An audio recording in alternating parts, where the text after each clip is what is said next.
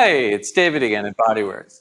So, a lot of therapists are not all that comfortable working on the glutes and the deep six rotators and the hip sockets, but trust me, if you're not doing that work, your low back pain clients, your knee pain clients, and even your neck and shoulder clients are not going to be as happy as they could be. So let's try and make this work easy for you so that your clients can benefit.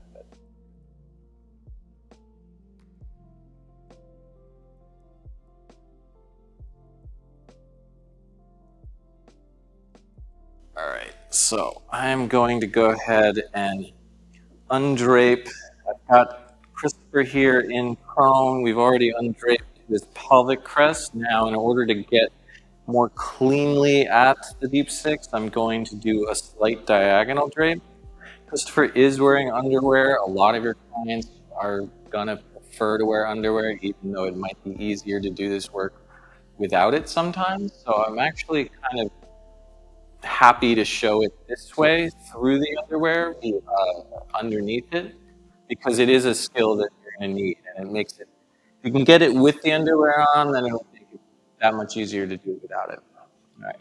So I am going to diagonally undrape, and the way that I like to do that best is to put my fingers on the sheets right on the sacrum, take the sheet here, and draw a diagonal. And that is going to be, whether they're wearing underwear or not, a very safe and secure drape for their privates. So let's talk about the glutes and the deep six. Obviously, we've got glute max.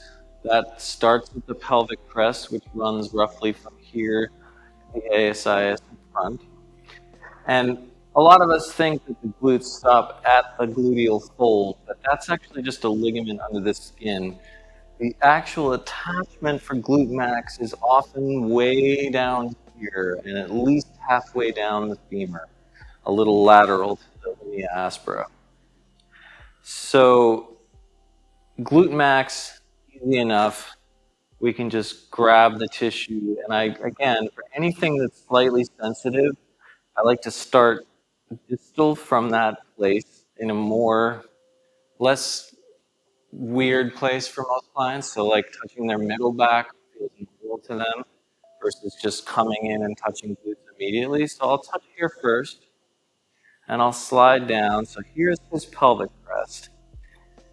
Anywhere from here to the greater trochanter here, you can draw lines. All of these muscles that attach in here sort of create fan. You can think of this as the greater trochanter and this as the pelvic crest. And anything that you draw between those, along those, is going to follow the actual line of the muscle tissue.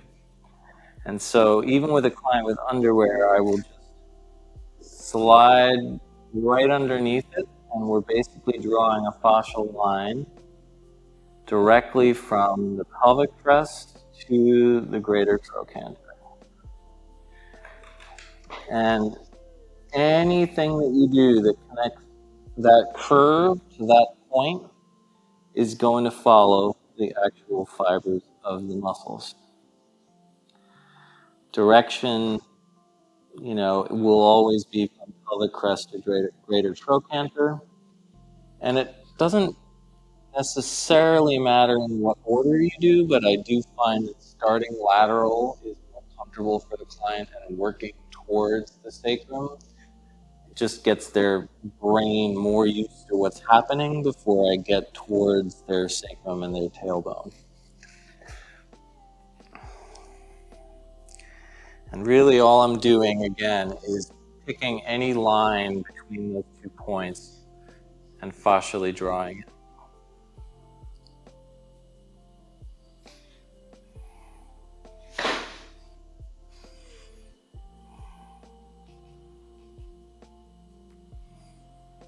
Fun fact about the Deep Six Rotators, or a few different fun facts, right? We call them the Deep Six because they're 6 thin little strips of muscle deeper than all of the bigger glute muscles. They're all external rotators to some degree, so they're all going to take the femur and roll it out in the socket. They balance psoas and iliacus in the front on the opposite side, and all of those different muscles essentially hold the ball of the femur into the socket.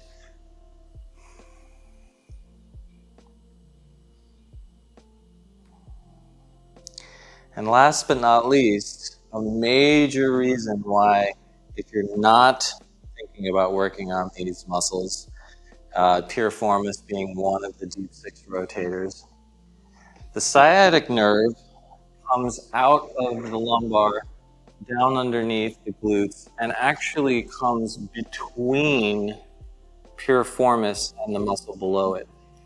And on some really unfortunate, unlucky genetic few, there's actually a hole inside the piriformis muscle that the sciatic nerve runs in the middle of. So you can imagine that if you've got tight external rotators, that if the sciatic nerve is running between them or in the middle of any of them, all of that tension is going to squeeze the sciatic nerve, and you're going to get some sort of nerve impingement symptoms, whether it's full sciatica, hip pain, neuropathy in the foot, or just general tension throughout the leg. So getting more comfortable working and opening piriformis is really going to help out a lot here. Okay, so that's one way, and that is essentially running along the surface and opening up glutes, but also opening up deeper deep six underneath those. Now, a classic way, because again, the deep six are external rotators. They are going to rotate the leg externally in the socket. We can undrape just to the knee and gently bring up the lower leg. And now I can use his leg as a lever to roll the hip in and out of the socket. And then coming into here, I can very gently find a point between the pelvic crest and the greater trochanter and lightly sink into it with my elbow here and pin and stretch it with my other arm. As I move this way, I should feel the tissue tighten up under my elbow.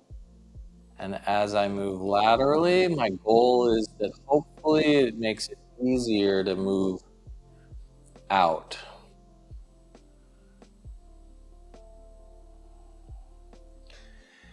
Seems counterintuitive because this is moving the foot medially, but I'm actually rotating the femur laterally. Here I'm rotating the femur medially, even though I'm bringing the foot lateral. Now, to make this even harder, I can now ask the client, can you hold up your foot here? And now can you, on your own, medially and laterally rotate your lower leg? That's it. All right, so I'm coming around to the other side here.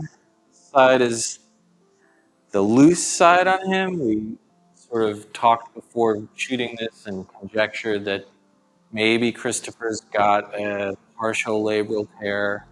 So I'm going to loosen up, but don't want to over loosen this side. So really, I can come in, gently palpate through the tissue with my elbow until I find something like that feels very bunched up.